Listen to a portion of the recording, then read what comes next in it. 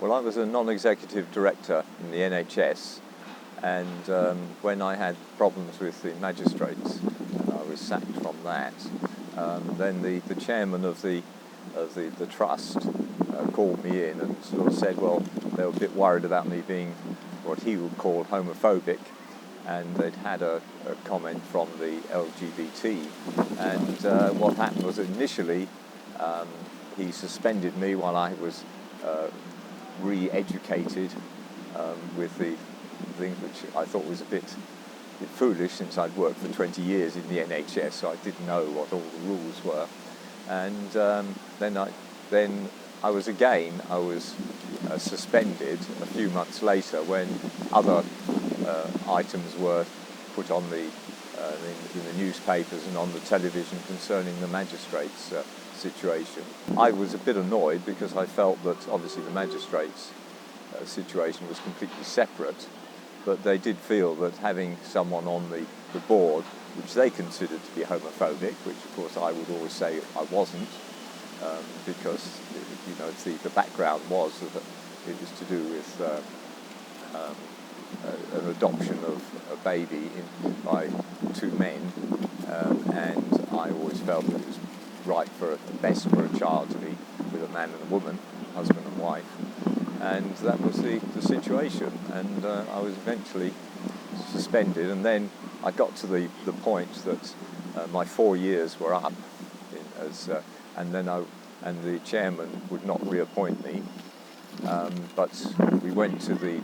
NHS TDA and had a panel meeting with them, and basically that was the reason was because I would want to reapply to be a non-executive, and if I was suspended, finished with in one, then I couldn't apply to another one, and so the TDA had to make that decision. And after a panel hearing, again I was put in the situation that I cannot apply to an NHS trust as a non-executive director. The panel had one complaint from the LGBT people within the trust, and interestingly, I hadn't seen this before, when I was at the panel meeting, there was evidence that there were 6,500 people who had registered saying on my behalf. So there's one against me and 6,500 in favour of my position, which I thought was quite interesting. But they still took no notice of that.